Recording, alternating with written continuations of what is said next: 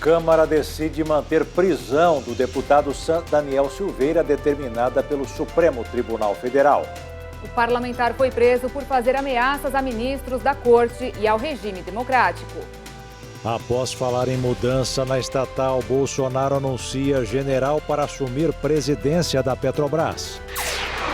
Em ritmo acelerado de vacinação contra a Covid, Brasil chega perto da marca de 7 milhões de doses aplicadas. Para frear a alta de casos, estado da Bahia inicia toque de recolher de uma semana. Estados Unidos voltam oficialmente ao Acordo de Paris sobre o clima. Empresa de aplicativo Uber perde batalha na Justiça do Reino Unido sobre direitos de motoristas. NASA revela que até o fim da década de 2030 será possível levar astronautas para Marte. Agora no Jornal das 22.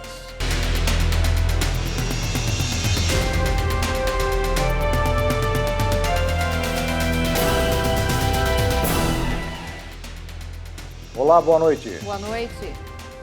O presidente Jair Bolsonaro fez mudanças na Petrobras. Roberto Castello sai da presidência e, no seu lugar, entra o general Joaquim Silva e Luna. Jair Bolsonaro já havia anunciado hoje cedo em Pernambuco que haveria alterações, lembrando que ele não se conforma com o reajuste no preço dos combustíveis. O presidente foi a Sertânia, em Pernambuco, entregar mais uma etapa de testes do sistema que vai levar água a mais de 2 milhões de brasileiros que moram em 68 municípios do sertão. A previsão é de que até julho deste ano, os mais de 70 quilômetros de dutos do eixo Nordeste estejam prontos. Depois da solenidade, o presidente voltou a lamentar o novo reajuste dos combustíveis, que entrou em vigor hoje. Ele anunciou que o imposto do gás de botijão vai ser zerado para sempre.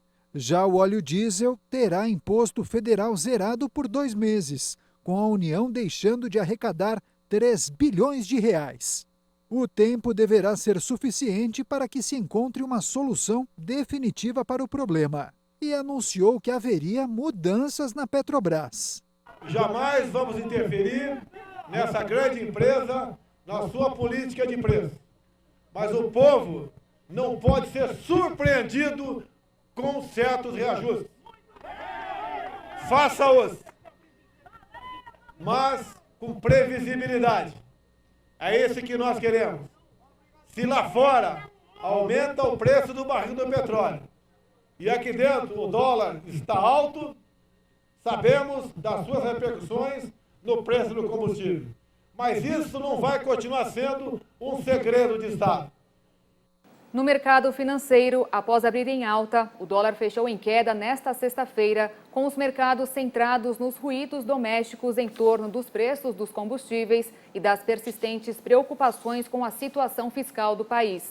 A moeda norte-americana recuou 0,99% e encerrou o dia cotada a R$ 5,387 na venda. O preço do Bitcoin disparou, aumentando o valor de todos os Bitcoins criados desde 2009 para mais de US$ 1 trilhão.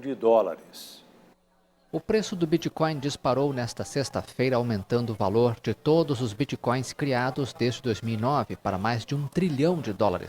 O Bitcoin alcançou uma nova máxima histórica e cruzou o patamar de US$ 55 mil. Ou seja, para comprar um Bitcoin é necessário ter quase R$ 300 mil.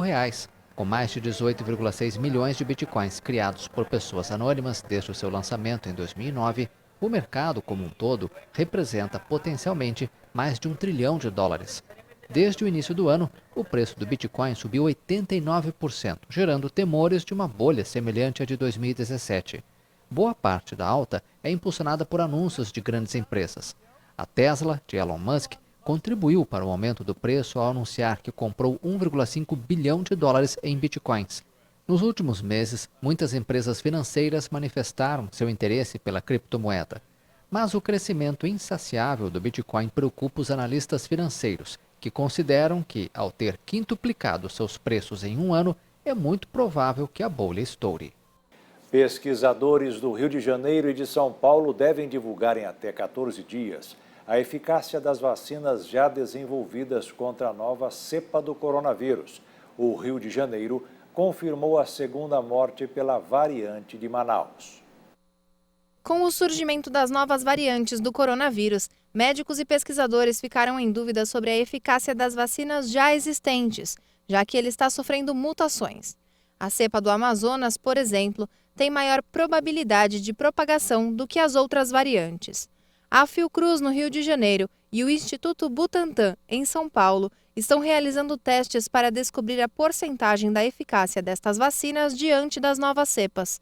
Os pesquisadores vão aplicar a variante no soro das amostras que estão guardadas na Fiocruz e será verificado se os anticorpos produzidos neutralizaram ou não a mutação. Cientistas acreditam que terão uma resposta em até 2 semanas. E no Rio de Janeiro, um paciente que estava internado no Hospital Federal do Servidor, infectado pela nova cepa, não resistiu e faleceu. Ele tinha hipertensão arterial sistêmica e obesidade, o que pode ter ajudado no agravamento do quadro. Essa é a segunda morte de paciente infectado pela variante brasileira no estado. A primeira foi um morador de Belford Roxo, que estava internado em Nova Iguaçu e morreu na terça-feira. Em mais uma atualização do plano de flexibilização da quarentena, nesta sexta-feira, o governo de São Paulo anunciou 4 mudanças que já passam a valer a partir de segunda-feira. A região de Sorocaba avançou da fase laranja para amarela, onde há ampliação de horário de funcionamento do comércio.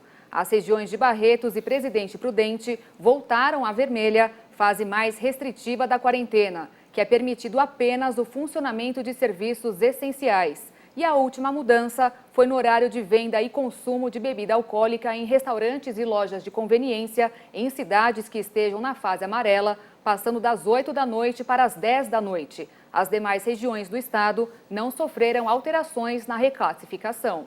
Começou a valer hoje o toque de recolher na Bahia. A medida entrou em vigor às 10 da noite e vai até às 5 da manhã todos os dias até a próxima quinta-feira. Segundo o decreto, os estabelecimentos comerciais e de serviços deverão encerrar as atividades às 9h30 da noite. Locais que vendem bebidas alcoólicas deverão estar fechados às 10 da noite. Os meios de transporte metropolitanos, como ônibus e metrô, ficam autorizados até às 10h30. A determinação não se aplica ao funcionamento dos terminais rodoviários, metroviários e aeroviários. As atividades essenciais, como serviços de saúde e farmácias, serão mantidas, inclusive a entrega de medicamentos por delivery. E agora vamos falar de vacinação no Brasil e conferir o número parcial de imunização contra a Covid-19. Nos primeiros 34 dias de campanha, do dia 17 de janeiro até hoje, dia 19 de fevereiro, o Brasil aplicou 6.807.660 doses, segundo informações coletadas com as secretarias de saúde dos estados e do Distrito Federal. O Brasil está na 6ª posição do ranking mundial da vacinação, à frente de Emirados Árabes, Itália, Alemanha, Rússia e França. Muito em breve, o país inteiro estará imunizado. A Organização Mundial da Saúde disse que não é o momento de baixar a guarda na luta contra o coronavírus. O alerta foi feito pela líder técnica da OMS em meio à redução do número de casos e óbitos por Covid-19 em alguns países. Agora não é o momento para baixar a guarda. Podemos continuar a reduzir a transmissão. Lembre-se de onde você estava há 1 ano, 8 meses atrás, onde a transmissão estava acontecendo em muitos países ao redor do mundo. Não podemos nos deixar entrar em uma situação onde o vírus pode ressurgir novamente. Lembre-se onde estávamos. Lembre-se do que precisamos continuar a fazer para derrubá-lo. Reduzir os casos para um único dígito. O diretor-geral da OMS, Tedros Adhanom, se mostrou otimista com a proximidade do início do processo de distribuição de vacinas através do programa COVAX. Com a listagem emergencial de 2 versões da vacina AstraZeneca nesta semana, a COVAX está pronta para distribuir o imunizante e aguarda vários fabricantes honrarem com seus compromissos. O mundo está cada vez mais perto de cumprir a promessa de equidade vacinal. A queda nas estatísticas e a expectativa em torno da vacinação contrastam com a triste marca superada na quinta-feira na África. Segundo a contagem da agência France Press, o continente ultrapassou 100 mil mortes por Covid-19. Os 54 países africanos somam ainda 3 milhões de casos confirmados. Após um claro aumento de contágios e óbitos em janeiro, as cifras têm diminuído. E nos últimos 7 dias, na África, houve uma queda de 18% nas mortes com relação à semana anterior. Os números são obtidos através dos balanços oficiais de cada país e só representam uma parte do total real de contágios. Um estudo apontou que a vacina da Pfizer tem uma eficácia de 85% de 2 a 4 semanas após a aplicação da primeira dose. É o que aponta um estudo da revista científica The Lancet, realizado com os profissionais de saúde do maior hospital de Israel.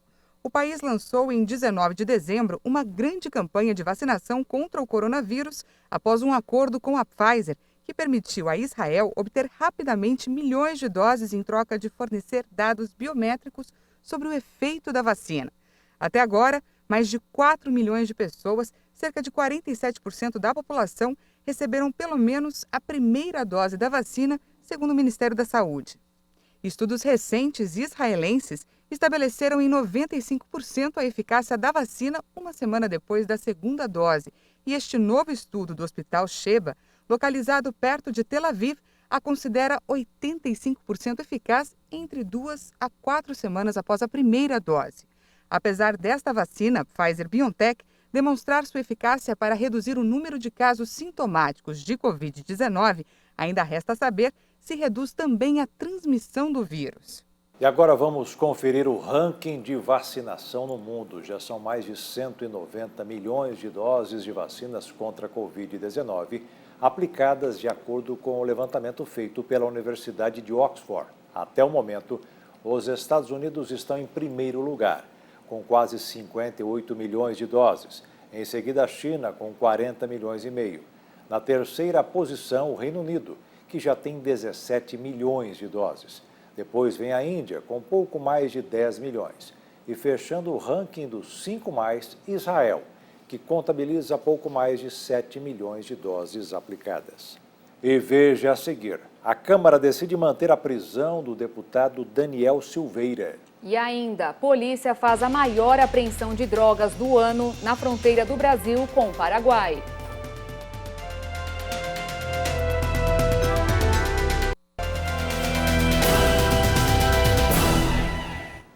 Por 364 votos a favor a 130 contrários, o plenário da Câmara Federal considerou legal a prisão do deputado Daniel Silveira, do PSL do Rio de Janeiro. O parlamentar foi preso por fazer ameaças a ministros do STF. O deputado agora segue detido e vai enfrentar também o Conselho de Ética da Câmara. Os detalhes com a repórter Jaqueline Fonseca, direto de Brasília. Durante a sessão, o deputado Daniel Silveira falou por 3 momentos para apresentar defesa e, em todos, pediu desculpas. Reconheceu que se excedeu, mas negou ter feito ameaças aos membros da Suprema Corte. Disse que foram apenas críticas acaloradas. Ele também negou ter feito apologia ao ato institucional número 5. A defesa do parlamentar argumentou que a prisão foi ilegal, mas a maioria dos deputados discordou. Por 364 votos a 130, o plenário da Câmara considerou que o deputado Daniel Silveira deveria ser mantido preso, pois a prisão foi legal. A sessão começou pontualmente às 5 da tarde, conforme havia sido convocada. O presidente da Câmara, Arthur Lira, abriu a sessão fazendo um pronunciamento, lamentou a razão da reunião e fez uma reverência à democracia e à Constituição Federal. O que está em discussão são exclusivamente 2 princípios e sua aplicabilidade: o da livre manifestação do pensamento e o da inviolabilidade do mandato parlamentar. Sou ferrenhamente defensor da inviolabilidade do exercício da atividade parlamentar, mas, acima de todas as inviolabilidades, está a inviolabilidade da democracia. Nenhuma inviolabilidade pode ser usada para violar a mais sagrada das inviolabilidades, a do regime democrático. Portanto, o que está em discussão hoje não é a inviolabilidade do mandato parlamentar exclusivamente, mas até que ponto essa inviolabilidade pode ser considerada, se ela fere a democracia, pondo em risco a sua inviolabilidade. Poucos parlamentares estavam presentes fisicamente. A maioria participava virtualmente. Autorizado pelo ministro Alexandre de Moraes, o deputado Daniel Silveira fez uma videochamada e apresentou sua defesa, conforme previsto no regimento interno da Câmara. Uma vez oferecido toda a estrutura, ainda mais no momento pandêmico que enfrentamos, para o parlamentar fazer uso da sua palavra conforme é assegurado pelo regimento da Casa, não vejo nenhuma afronta ao princípio da ampla defesa. O parlamentar pediu desculpas à sociedade e disse que não cometeu nenhum crime. Peço desculpas a todo o Brasil, porque vi de várias pessoas, juristas renomados, senhoras, senhores, adolescentes ou qualquer tipo de classe social, que perceberam que me excedi de fato na fala. Um momento passional, não cabe explicar que a lei nos entrega 6 meses para que nós possamos oferecer qualquer tipo de registro, contra a ocorrência, porque em um dia ou dois nós mudamos a cabeça, nós mudamos a mente. E, evidentemente, não estou aqui de maneira alguma tentando justificar a fala no meu primeiro mandato, evidentemente por uma talvez inexperiência sobre o que está acontecendo no Brasil, um aglutinamento de ações e ideias. Por minha vez, no debate esotérico da questão, nós carregamos, o ser humano vai de 0 a 100 muito rapidamente. Qualquer um que ocupe o parlamento, 513 deputados, já tivemos imensos debates que se perderam, debates que exageraram nas palavras de vários deputados. Não estou aqui culpando ninguém, vejam bem, para que não sejam distorcidas as minhas falas, mas já vi deputados brigarem absurdamente na tribuna, por vezes até, presidente, com falta de respeito diretamente, e acabavam, então, indo para o Conselho de Ética, mas, ao final de tudo, novamente a democracia vencia e os deputados estavam ali apertando as mãos. Olha, exagerei, desculpe, foi só ideia. Isso é normal na democracia. Mais uma vez, eu peço desculpas pela minha fala, reconhecendo e reconheci sempre a importância do Supremo Tribunal Federal. É uma instituição muito importante. Outrora, em ataques, por exemplo, não estou atacando os ministros aqui de maneira alguma, mas já me contrapus a decisões de vários ministros. São ministros que decidem realmente toda a jurisprudência, mas que às vezes tomam uma decisão que nós não entendemos, não vemos ali a legalidade do fato, ou talvez caímos ali no campo da discussão totalmente ideológica. E por vezes nós somos movidos pela raiva, mas em nenhum momento isso me torna um criminoso. Mais uma vez, gostaria de solicitar desculpas ao povo brasileiro que se ofendeu com minhas palavras, e caso algum deputado tenha, de fato, se sentido ofendido, mas lembro que não ataquei nenhum de vossas excelências em momento algum, tanto no meu vídeo ou em qualquer outra fala que eu tenha tido pelas redes sociais.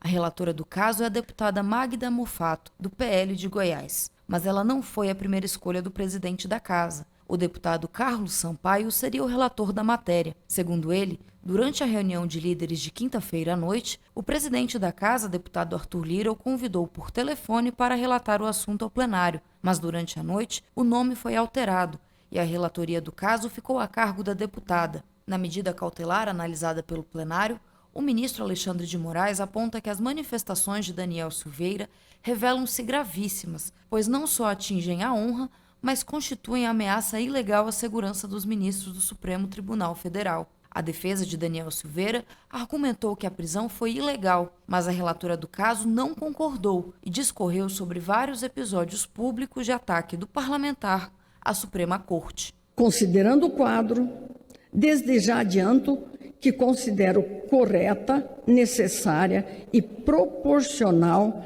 a decisão proferida pelo ministro Alexandre de Moraes nos autos do inquérito 4.781-DF, pois é impensável que o contribuinte originário tenha imaginado a imunidade material assegurada aos parlamentares como um instrumento para conseguir o fechamento do Supremo Tribunal Federal, do Congresso ou para pôr fim ao princípio da separação dos poderes.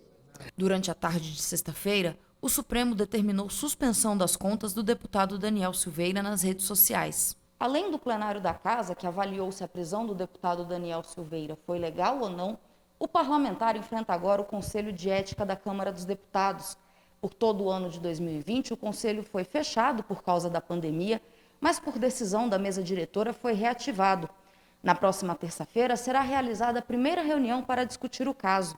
A depender da deliberação do Conselho de Ética, o mandato do deputado federal Daniel Silveira pode ser cassado. Que é um caso bastante delicado que tem mobilizado todo o parlamento e toda a sociedade. Com certeza o Conselho de Ética irá conduzir esse caso, como todos os demais, de forma responsável, com todo o procedimento, seguindo o nosso regimento e o nosso Código de Ética, todo o processo legal garantido para que os trabalhos sigam com seu fluxo e o mais rápido possível a gente possa dar as respostas que a sociedade exige dos conselheiros e do nosso Conselho de Ética. Assim que for designado o relator, os advogados serão notificados e terão 10 dias para apresentar defesa do deputado Daniel Silveira. Depois, haverá instrução do processo, onde são recolhidas as provas. Em seguida, passa-se a apresentação, discussão e votação do relatório final. O deputado Daniel Silveira foi preso na terça-feira à noite após publicar nas redes sociais um vídeo onde fazia críticas e ameaças aos ministros da Suprema Corte. Na quinta-feira à tarde, após a audiência de custódia que manteve a prisão do deputado, foram encontrados 2 telefones na sala onde Daniel Silveira estava custodiado. A Polícia Federal informou em nota que instaurou um inquérito policial para apurar as circunstâncias dos fatos. Especialistas avaliam que o episódio exigiu do parlamento brasileiro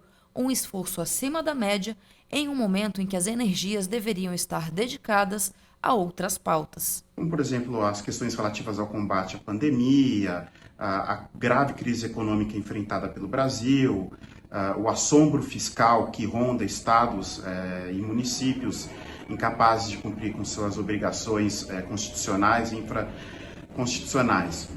Nesse sentido, como comparar os esforços despendidos pelo Congresso, seja pela Câmara, seja pelo Senado, num segundo momento, em relação a essas pautas?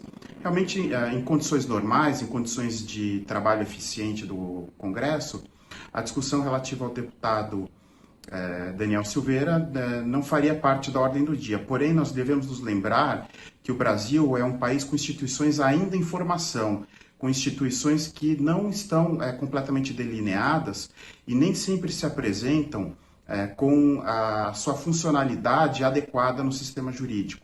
Após a sessão, o presidente da Câmara dos Deputados, Arthur Lira, disse que a decisão do plenário de manter a prisão do deputado Daniel Silveira vai mudar o comportamento dos parlamentares. Segundo ele, a decisão permitirá que o ambiente seja mais respeitoso e sem radicalismos. E veja a seguir, os Estados Unidos voltam oficialmente ao Acordo de Paris do Clima. E ainda, empresa de aplicativo Uber perde batalha na Justiça do Reino Unido sobre direitos de motoristas.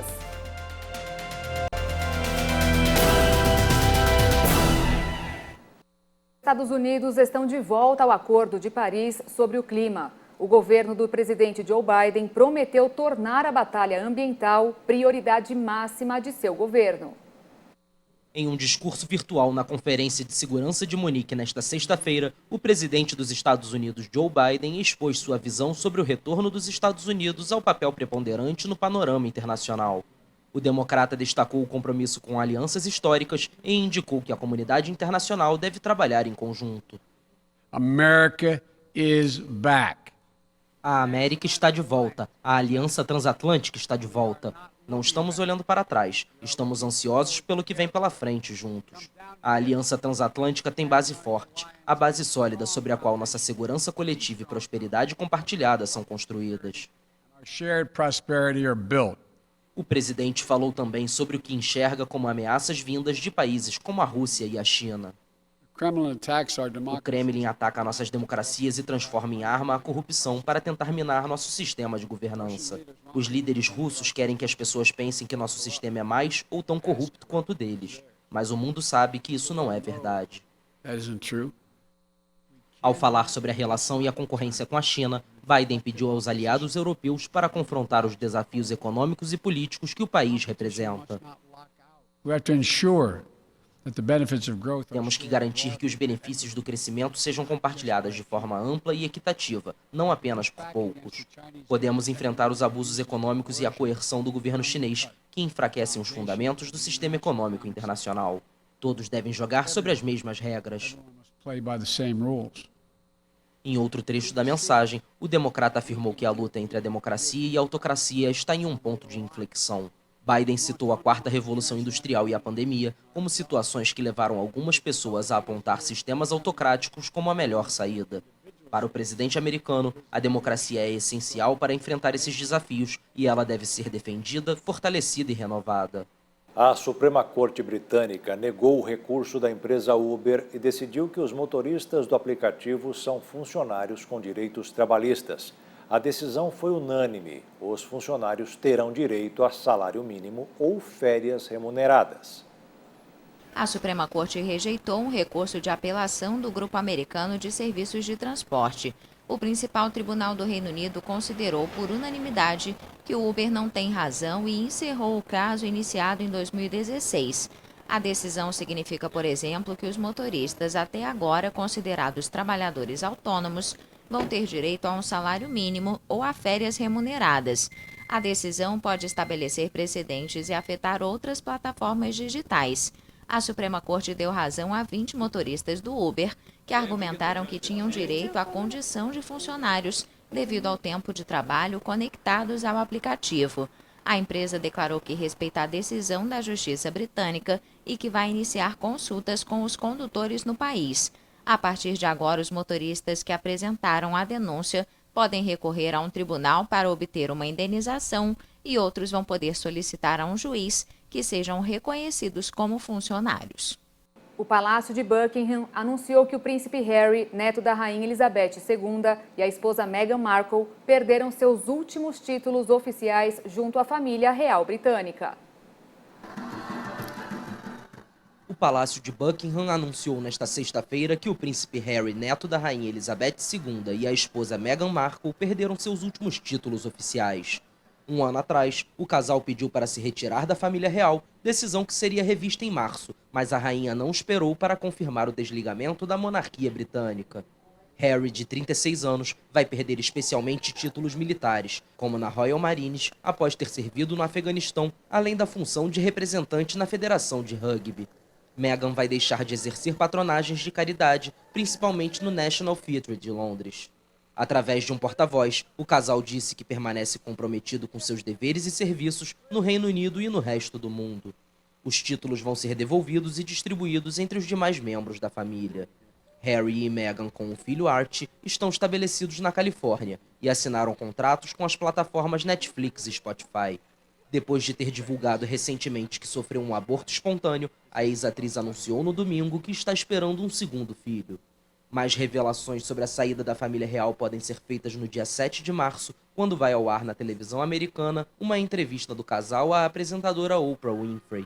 A mídia britânica aguarda ansiosa pelo programa, em um país onde a família real, apelidada de A Firma, tem por lema Never Complain, Never Explain.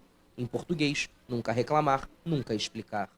A AlphaTauri divulgou hoje de manhã o novo modelo da equipe para a temporada 2021 da Fórmula 1.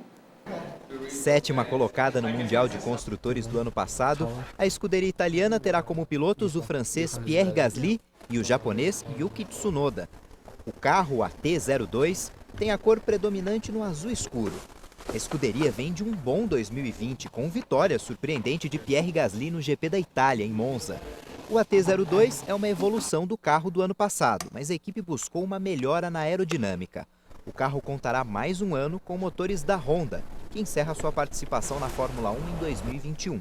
E a partir de 2022, passará a usar as unidades de potência da própria Red Bull. O AT02 vai para a pista pela primeira vez no dia 24 de fevereiro, em Imola, na Itália, em um dia de filmagens para o material de divulgação da equipe.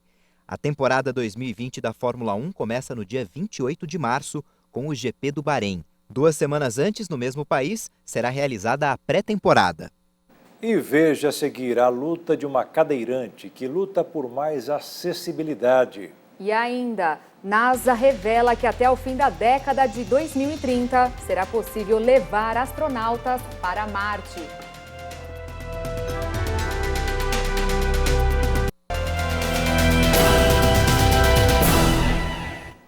A NASA afirmou que até o fim da década de 2030 é possível levar astronautas para Marte.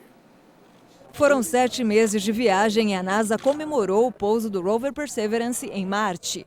O administrador em exercício da NASA fez uma previsão sobre quando será possível levar seres humanos a Marte.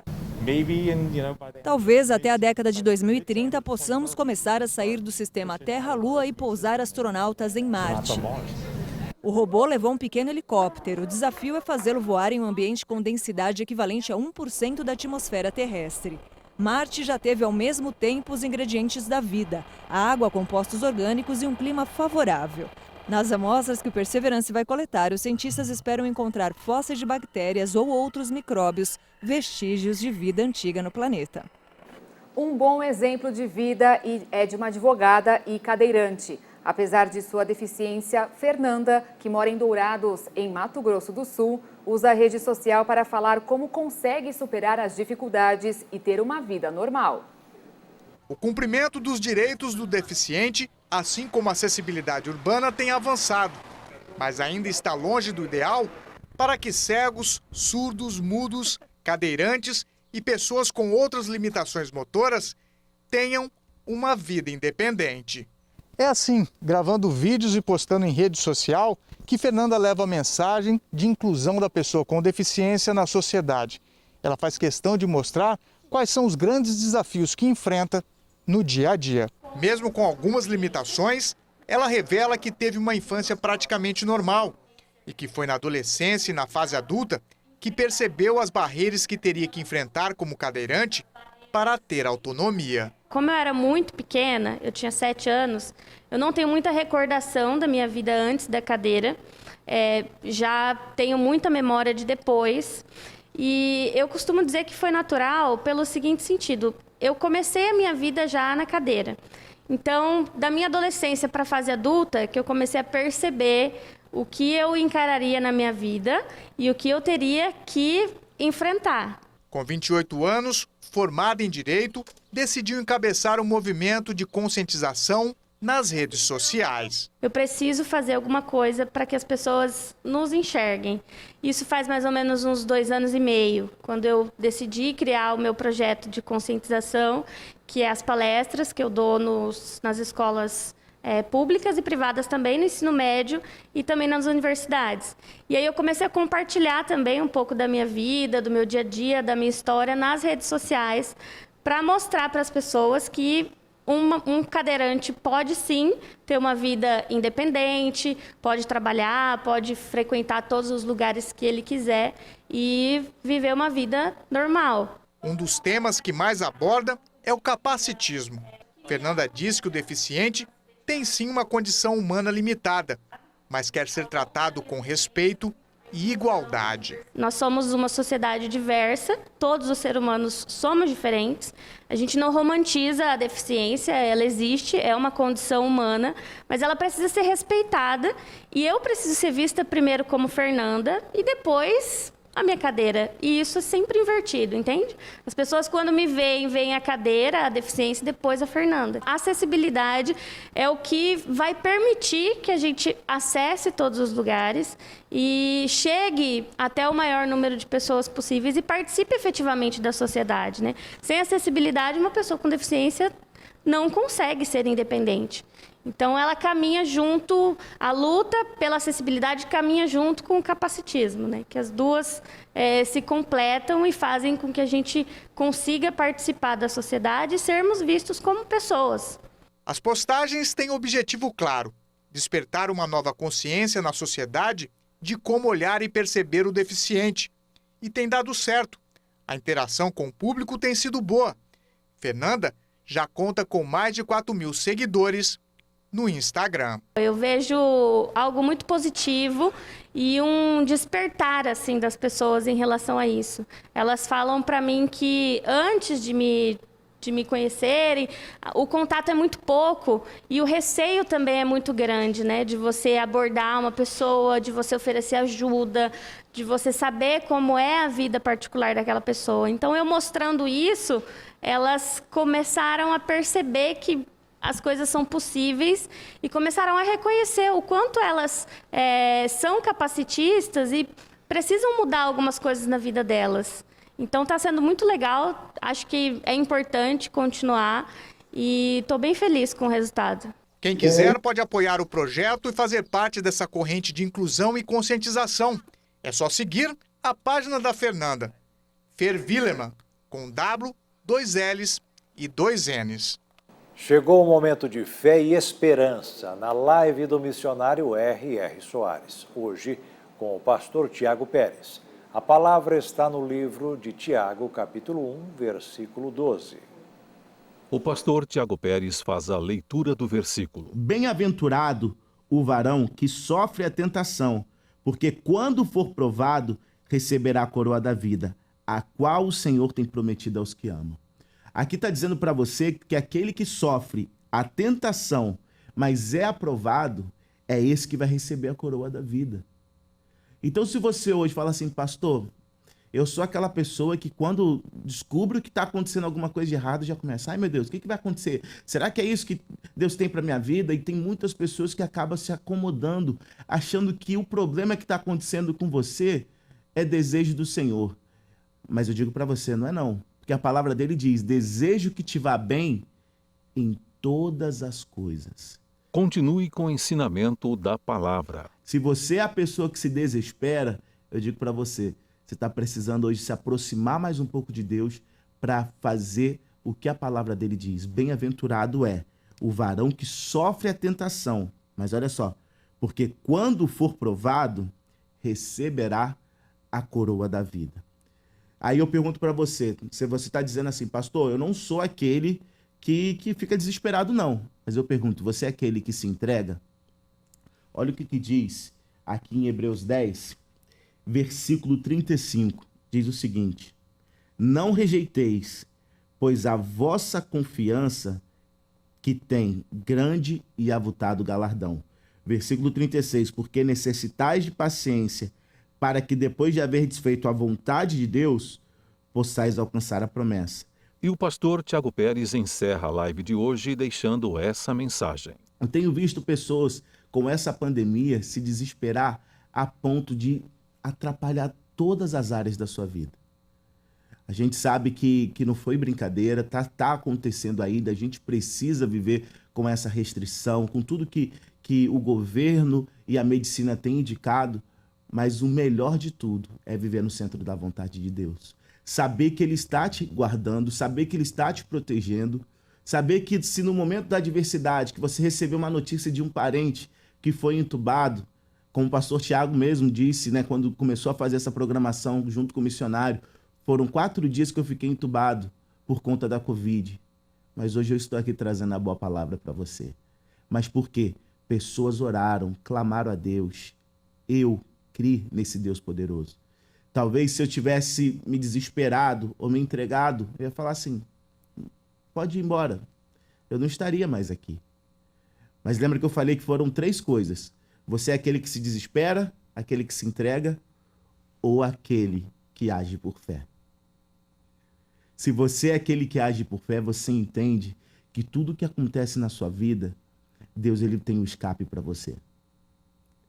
Se a sua vida financeira está complicada, Deus tem um escape para você.